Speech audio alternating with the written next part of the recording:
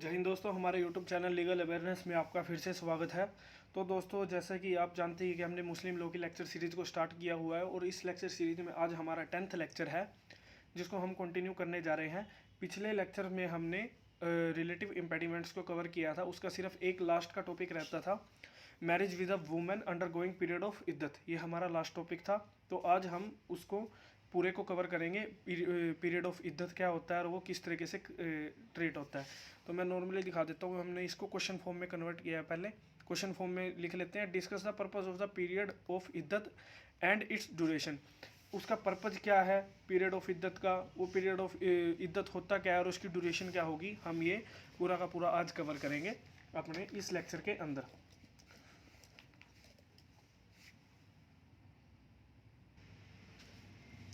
दोस्तों, पहले मैं आपको थोड़ा बोल के बता देता हूँ जो कि मैंने नोट्स में लिखा हुआ है। Iddat is a period of the chastity which is Muslim women is bound to observe after the dissolution of her marriage by death of her husband or by divorce before she can lawfully marry again. This is a period continuance imposed on the woman on the termination of marriage in the interest of chastity, certainty of paternity. The abstinence is imposed on her to ascertain whether she is pregnant by the husband so as to avoid confusion of the parentage. This is a period by the completion of which a new marriage is rendered lawful.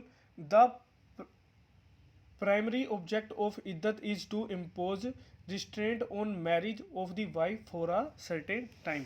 अब मैं इसको बिल्कुल detail में आपको समझाता हूँ। ये मैंने आपको नोट्स में से पढ़ के बताया है। अब मैं आपको इसको डिटेल में समझाता हूँ इन नोट्स को। ये नोट्स क्या बात करते हैं। इद्दत, इद्दत होता क्या है या फिर इद्दत पीरियड, आप इद्दत कह सकते हैं। इद्दत पीरियड क्या होता है। इद्दत एक टाइम है। टाइम का मतलब है, अगर मुस्लिम मेल क्या करता है, अगर मैरिज को डिसॉल्व कर देता है या फिर एक मैरिज है जो मुस्लिम मेल और फीमेल के अंदर हुई थी, वो क्या हो जाती है, डिसॉल्व हो जाती है। डिसॉल्व हो जाती है, डिसॉल्व, ठीक है। अगर एक मैरिज डिसॉल्व होने का मतलब होता है ख़त्म हो रही है, ख़त्म हो रही है। और वो किसकी तरह की हो सकती है, या तो पति की डेथ हो गई है या फिर पति ने क्या कर दिया है, डाइवोर्स दे दिया है। अगर पति डेथ हो जाती है या फिर डाइवोर्स दे देता है, तो उसके आधार पर तो उसको क्या बोलेंगे हम, मैरिज का डिसॉल्व होना। और उस डिसॉल्व होने के बाद एक टाइम पीरियड है जो डिपेंड करता है, डेथ के केस में अलग है, डिवोर्स के केस में अलग है, जो जिसके दौरान के अंदर मुस्लिम महिला है वो क्या नहीं कर सकती, मैरिज नहीं कर सकती। और उसका मेन पर्पज़ क्या है, सबसे पहले हम वो समझते हैं, क्योंकि अगर हमें पर्पज़ समझ में आ गया तो हम बिल्कुल समझ जाएंगे कि हाँ भाई ये ठीक है या गलत है। ऐसा हो सकता है कि जिस टाइम पर मैरिज हुई है, मैरिज डिसॉल्व हो रही है, या तो पति की डेथ होगी या डिवोर्स दे दिया हुआ है, क्या हो सकता है कि महिला जो है प्रेग्नेंट हो सकती है। अगर वो प्रेग्नेंट है और मान लीजिए कि महिला आज प्रेग्नेंट है लेकिन उसको पता नहीं चला कि भाई वो 1.5 या 2 महीना प्रेग्नेंट है, यानी उसका दूसरा महीना लग चुका है या फिर 1.5 महीना कंप्लीट हो चुका है प्रेगनेंसी होने के बाद, क्योंकि उस दौरान नॉर्मली पता नहीं चलता कई बार महिलाओं को कि वो 1-1.5 महीने से प्रेग्नेंट है। तो अगर ऐसे टाइम पर या तो डेथ होगी है पति की या डिवोर्स हो गया है, और उसके तुरंत बाद ही वो क्या कर लेती है, वो किसी दूसरे मेल के साथ शादी कर लेती है। अगर शादी करती है तो उसके साथ उसका सेक्सुअल इंटरकोर्स होगा, और जब बच्चा होगा तो ऐसा हो सकता है कि वो कहे कि भाई बच्चा मेरा नहीं है, या फिर वो लड़की कहे कि बच्चा आपका ही है। तो इस चीज़ को, ताकि बच्चे की लेजिटिमेसी पे कोई फ़र्क ना पड़े, कोई बच्चे को नाजायज़ ना कहे या फिर बच्चे का अधिकार है उसका हनन ना हो, इस वजह से क्या है कि इद्दत पीरियड दिया हुआ है, ताकि हमें ये पता चल सके कि भाई जो वुमेन है वो जिस टाइम मैरिज डिसॉल्व हुई है उसके पहले पति के साथ, उस टाइम पे प्रेग्नेंट तो नहीं थी। अगर प्रेग्नेंट थी तो उसके बच्चे की क्या लेजिटिमेसी होगी और उसके बच्चे को अधिकार किस फादर की तरफ से मिलेंगे। और बच्चा किसको बोलेगा कि भाई आप मेरे को जो कि विरासत मिलती है, वो विरासत की ज़मीन होती है, जायदाद होती है, उसको लेने का अधिकार बच्चे का होगा या नहीं होगा। ये मेन पर्पज़ किसका होता है, इद्दत का पीरियड के टाइम, यानी चेस्टिटी को फाइंड आउट करने का। चेस्टिटी मतलब शुद्धता, वुमेन की शुद्धता को, यानी उसके बच्चे की शुद्धता को फाइंड आउट करने का एक तरीका है इद्दत पीरियड, ठीक है। और ये किस किस तरीके से हो सकता है, ये हो सकता है या तो बाय डेथ हो सकता है या बाय डिवोर्स हो सकता है, ठीक है। सो सबसे पहले हम क्या कर लेते हैं, इद्दत ऑफ डेथ। क्या करते हैं, iddat of death. Iddat of death में क्या होगा, where a woman is pregnant at that time for 4 months 10 days और until delivery whichever period is longer. अगर डेथ के साथ महिला की क्या हुई है, मैरिज डिसॉल्व हुई है, तो उसका क्या होगा, 4 month 4 month and 10 days and आएगा बीच में। अगर डेथ के साथ, ठीक है, 4 month एंड 10 days, और क्या है, और क्या होगा, until delivery,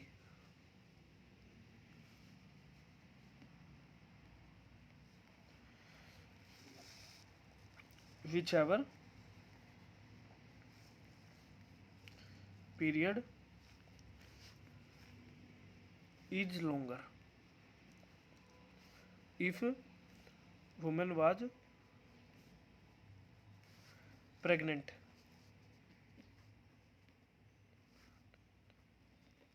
eight the time of dissolution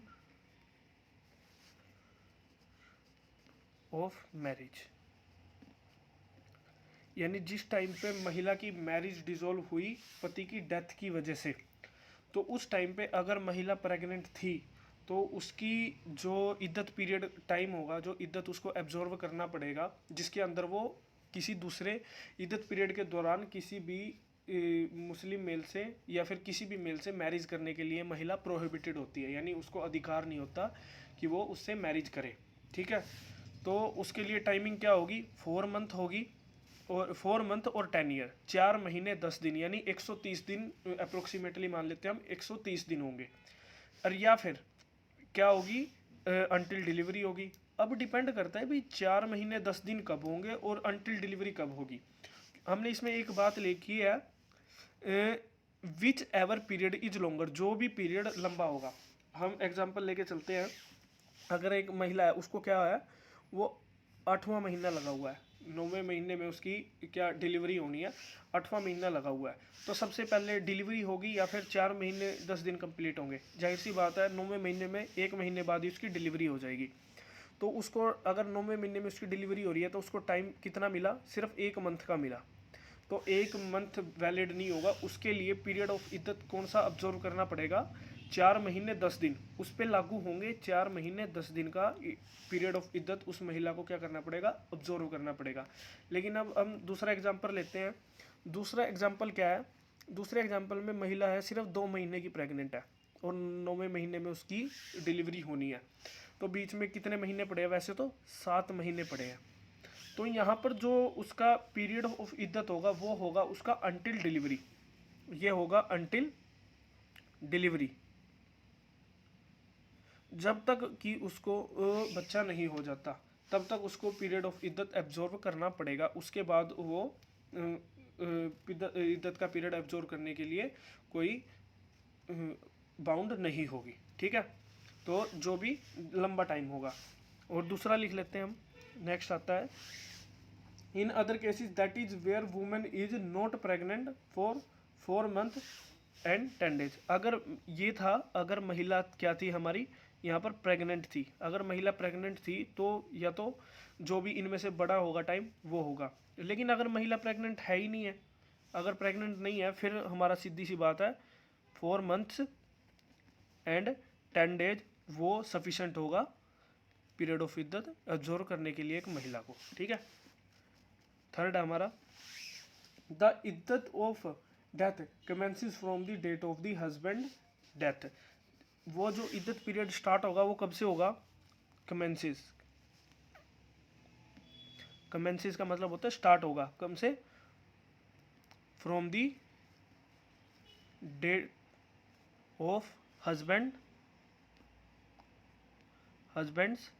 death. जिस दिन से उसके पति की डेथ हुई है उस दिन से वो पीरियड काउंट होना स्टार्ट हो जाएगा। ठीक है, नेक्स्ट है, if the information of the husband death does not reach the wife until after expiry of the period of इद्दत she is not bound to observe इद्दत। यानी कहने का मतलब है, हम मान लेते हैं कि एग्जाम्पल के साथ समझते हैं कि भाई एक मुस्लिम मेल है, वो क्या गया हो, आउट ऑफ द कंट्री गया हुआ है या फिर आउट ऑफ द स्टेट गया हुआ है, ठीक है, और वो उसकी वहाँ पर डेथ हो जाती है, वो उसकी पहले महीने में डेथ हो जाती है, और पहले महीने में डेथ होने के बाद उसको 1 साल बीत जाता है, उसके घर वालों को पता ही नहीं चलता, और उसकी जो वाइफ थी वो भी प्रेग्नेंट थी। उसकी मैक्सिमम टाइम कितना ले सकती है, 9 महीने मैक्सिमम हो सकता है, अगर हम ये माने कि आज उनका कंज्यूमेशन हुआ है और आज ही उनकी बात नहीं हुई है, लेकिन वो उस कंज्यूमेशन की वजह से प्रेग्नेंट हो गई है, तो मैक्सिमम टाइम वो हो सकता है 9 महीने कह सकते हैं हम, या फिर until delivery.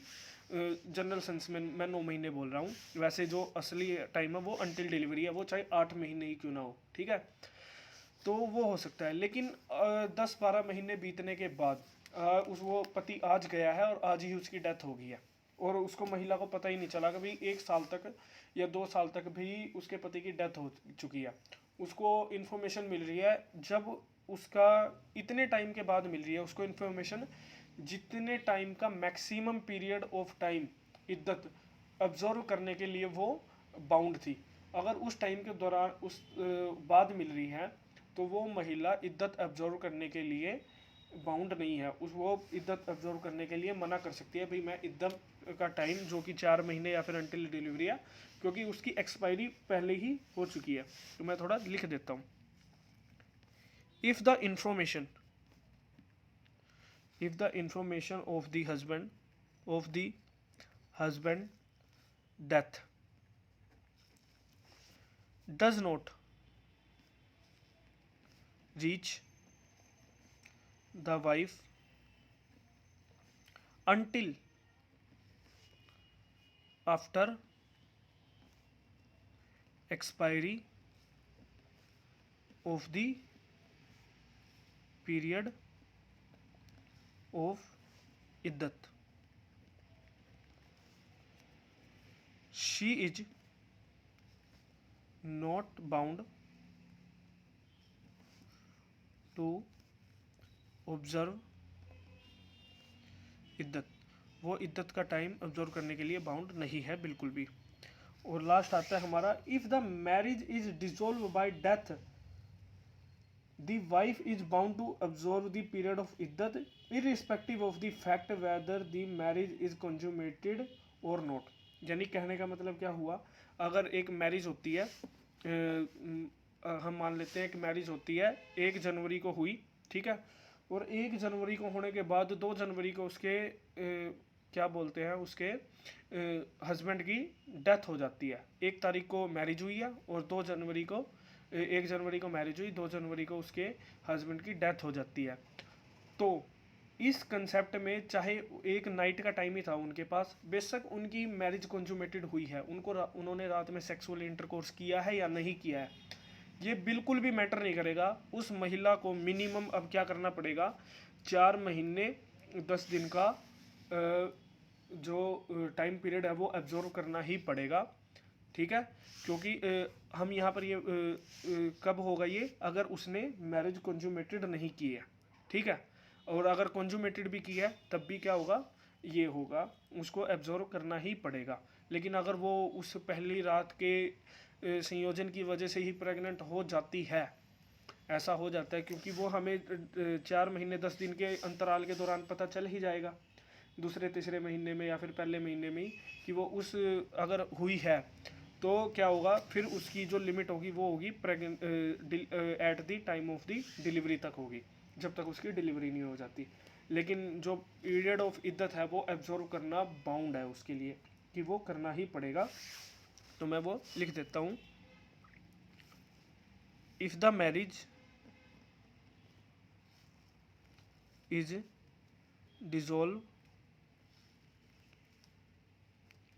dissolved by the death of husband, wife is bound to observe iddat irrespective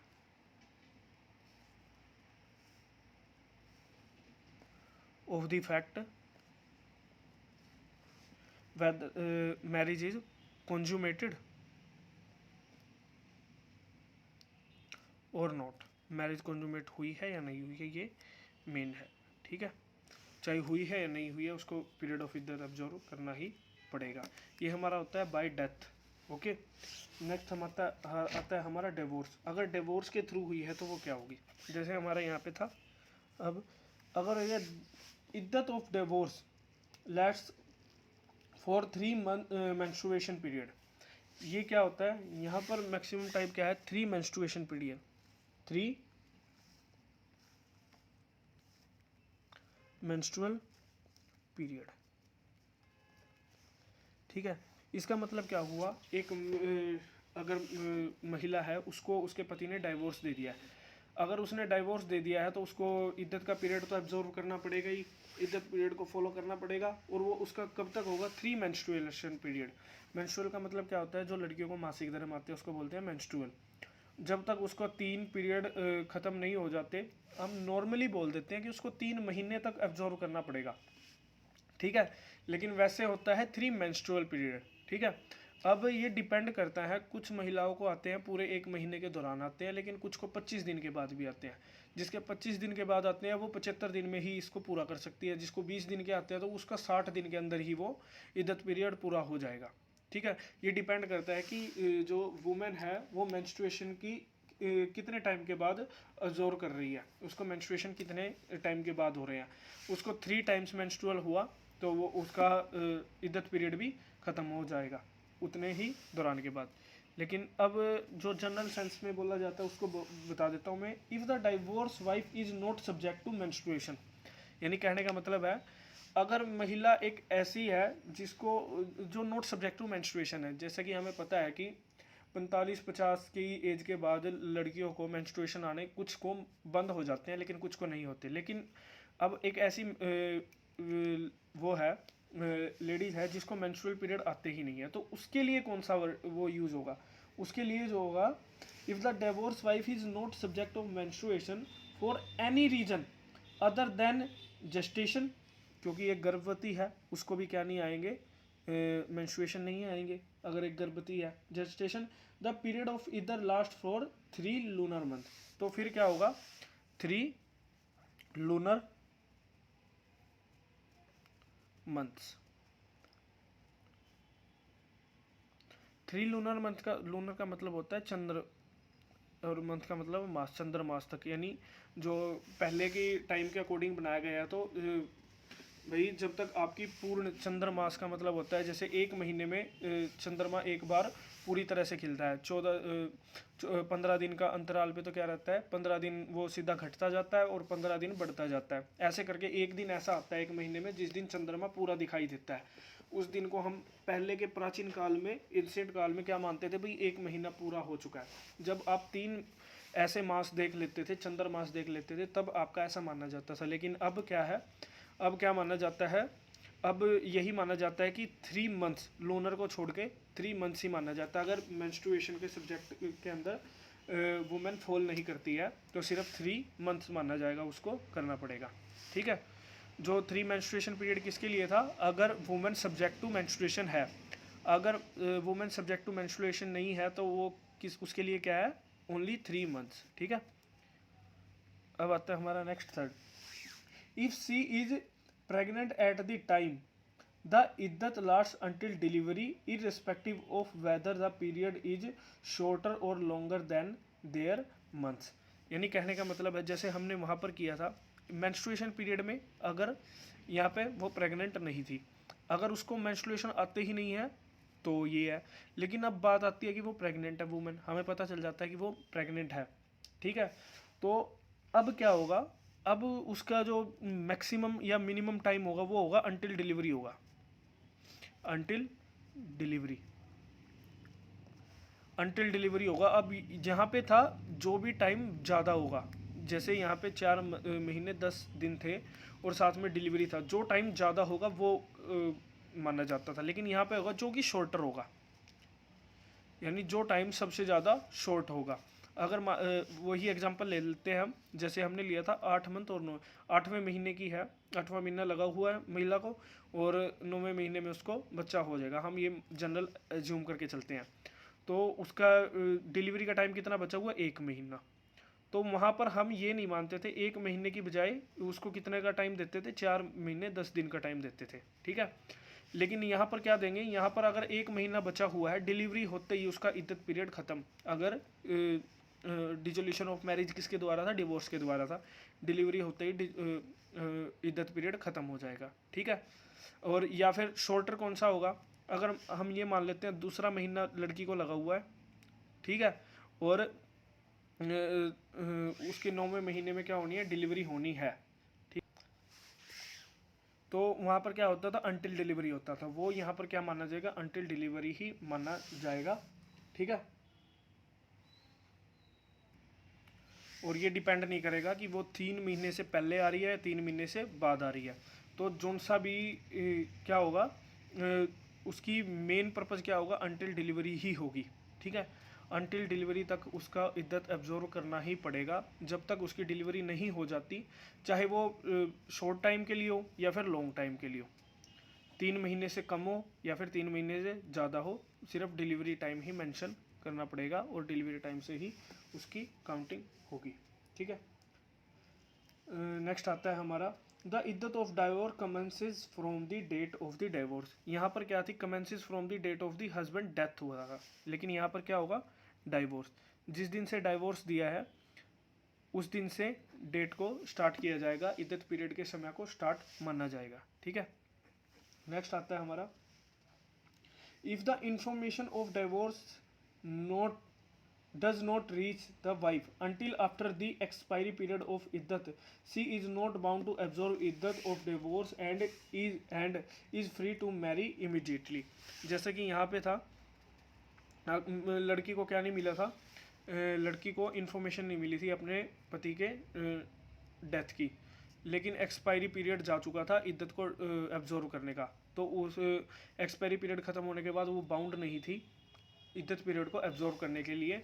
उसी तरीके से क्या है, मुस्लिम मैरिज के अंदर क्या है कि जिस टाइम पर डिवोर्स देते हैं, यह थोड़ा टेक्निकल है, जिस टाइम पर डिवोर्स देते हैं उस टाइम पर वाइफ की मौजूदगी होना ज़रूरी नहीं है। इसमें ऐसा हो सकता है कि मुस्लिम मैन क्या करे, वो अपनी वाइफ को डिवोर्स दे दे और उसको वाइफ को पता भी ना चले कि उसके पति ने उसको डिवोर्स दे दिया है, ठीक है।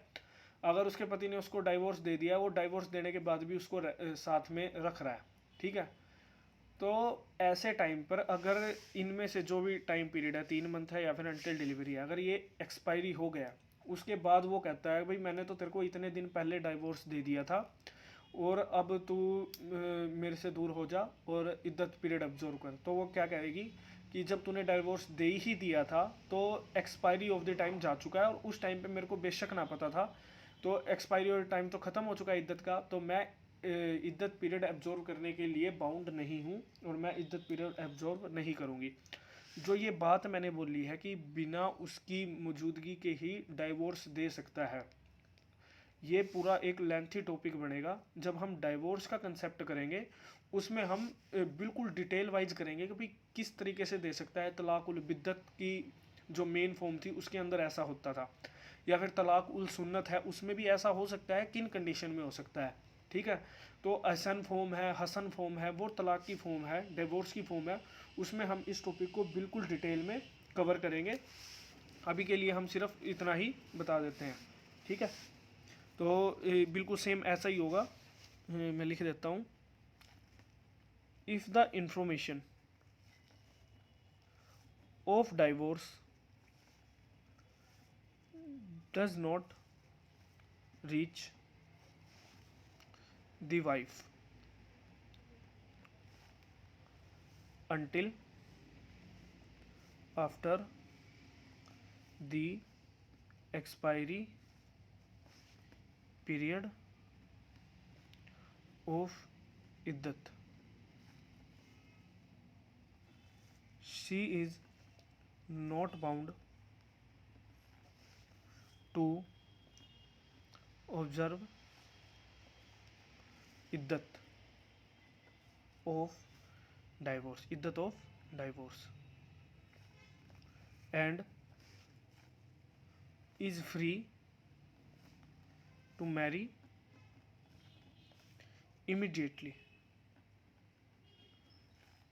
और वो किसी भी मैन के साथ दोबारा से मैरिज कर सकती है।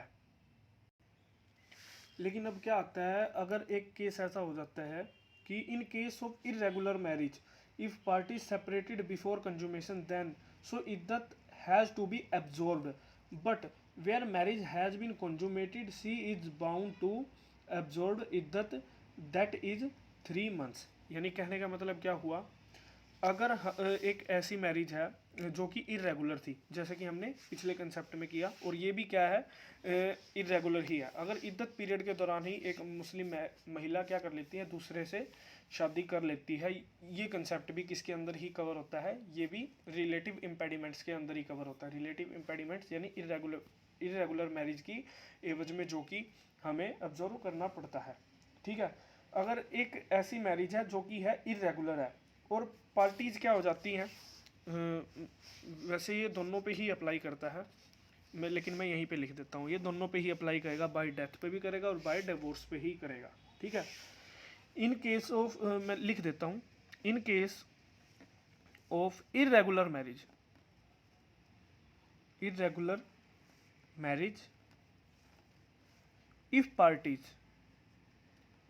इफ पार्टीज सेपरेटेड अलग हो जाती है, बिफोर किससे पहले, कंज्यूमेशन यानी सेक्सुअल इंटरकोर्स उनके बीच में हुआ ही नहीं है, उससे पहले ही वो क्या हो जाते हैं, सेपरेट हो जाते हैं, then so iddat has to be absorbed, observe नहीं है, एब्जॉर्ब्ड है, ABSORVED। इसका मतलब क्या हुआ, ऐसा मानना जाएगा कि इद्दत जब उनके बीच में कंज्यूमेशन हुआ ही नहीं, तो हम ये मान के चलेंगे कि उसने इद्दत पीरियड एब्जॉर्ब कर लिया है, यानी अब उसको दोबारा से इद्दत पीरियड को एब्जॉर्ब करने की आवश्यकता नहीं है। ठीक है, लेकिन अब क्या हो जाता है, but where marriage has been consummated, लेकिन मैरिज क्या हो जाती है, कंज्यूमेट हो जाती है, फिर क्या होगा, she is bound to observe iddat that is 3 months। तो फिर क्या करना पड़ेगा, उसको 3 month के लिए तो इद्दत का ऑब्जर्व करना ही पड़ेगा। अगर उनके कंज्यूमेशन के बाद, इरेगुलर मैरिज थी, इरेगुलर मैरिज के बाद भी उन्होंने क्या किया, आपस में कंज्यूमेशन किया, सेक्सुअल इंटरकोर्स किया, लेकिन अब क्या हो गए हैं, वो दोनों ही अलग हो गए हैं। अब दोनों अलग होने के बाद क्या हो गया, अब दोनों को वुमेन को क्या करना पड़ेगा, 3 month का एक इद्दत पीरियड तो एब्जॉर्व करना ही पड़ेगा, ये उसके लिए वो होगा। ठीक है, अब हम थोड़ा सा इसमें वो करने जा रहे हैं कि भाई जो under Muslim women protection of rights on divorce act 1986 है, उसके सेक्शन 2B के अंदर क्या लिखा हुआ है, क्योंकि इनमें जो भी हमने पढ़ा है वो मेनली सारी चीज़ें आई ही कहाँ से हैं, वो सारी की सारी हमारे है ना under Muslim women protection of right of divorce act 1986 के अंदर दी हुई है। ठीक है, मैं लिख देता हूँ, Muslim women protection of rights on divorce act 1986। ठीक है, ये पूरा का पूरा एक्ट हम बाद में करेंगे जब डाइवोर्स का टॉपिक कंप्लीट करेंगे, ठीक है। लेकिन अभी हमारे जो मतलब की चीज़ है वो कर लेते हैं। इसका जो सेक्शन 2B है, यानी सेक्शन 2 सब सेक्शन B, ठीक है। तो उसके अंदर क्या लिखा हुआ है, सेक्शन 2 क्लोज B बोल सकते हैं हम इसको, ठीक है। उसके अंदर क्या लिखा हुआ है हम वो करते हैं। Iddat period means in the case of a divorce women, किसके बारे में बोला गया है, in a divorce women, in case of divorce women. Iddat period in case of divorce women, उसमें क्या वो है, नंबर 1 है their menstrual courses after the date of the divorce if she is subject to menstruation। यानी वही बात आ गई है, अगर अगर वो क्या थी, सब्जेक्ट थी मेंस्ट्रुएशन पीरियड का, तो वो क्या होगी 3 मेंस्ट्रुएशन, ठीक है, 3 menstrual courses after the date of divorce if she is subject to menstruation। अगर वो मेंस्ट्रुएशन लड़की को आते हैं तो उसके लिए 3 मेंस्ट्रुएशन कोर्सेज होंगे। सेकंड क्या होगा, 3 लूनर मंथ्स, जो हमने पहले ही किया था, 3 lunar months after her divorce if she is not subject to menstruation। And third क्या होगा, if she is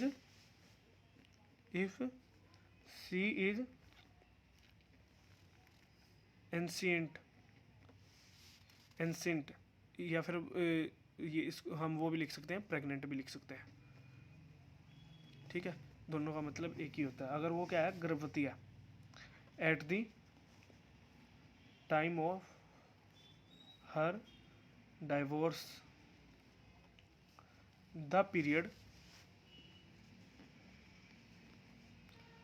between the divorce and the delivery of her child or the termination of her pregnancy whichever is earlier। यानी अगर वो क्या है, अगर वो pregnant थी eight the time of the divorce, the period between the divorce and the delivery, divorce और delivery के बीच में जो टाइम है ऑफ हर चाइल्ड, ठीक है, on the termination of her pregnancy which ever is earlier, जो भी पीरियड पहले होगा उसको क्या माना जाएगा, इद्दत पीरियड की मैक्सिमम लिमिट माना जाएगा। तो इद्दत का ये हमारा मैक्सिमम टॉपिक तो कवर हो चुका है, लेकिन इसमें एक कंसेप्ट रहता है हमारा right and duties when observing iddat. जब एक वुमेन है वो इद्दत पीरियड के ऑब्जर्व कर रही है तो कुछ राइट्स और ड्यूटीज़ बनते हैं, कुछ राइट बनते हैं उसके राइट बनते हैं और कुछ ड्यूटीज़ बनती है उसकी वुमेन की भी और साथ में उसके पति की भी। तो क्या लिख लेते हैं हम, हेडिंग डाल देते हैं एक नई से, rights and duties, rights and duties when observing इद्दत। तो ये क्या होगी, राइट्स एंड ड्यूटीज़ होगी। तो मैं ये लेक्चर थोड़ा लंबा हो चुका है, वैसे ही ऑलमोस्ट 34 से 35 मिनट का हो चुका है, तो मैं कोशिश करता हूँ इस लेक्चर को नेक्स्ट लेक्चर में कवर करने की। एक छोटा सा टॉपिक है जो कि हमारा 7-8 मिनट के अंदर कवर हो जाएगा। तो तब तक के लिए जय हिंद दोस्तों, आपका दिन शुभ हो।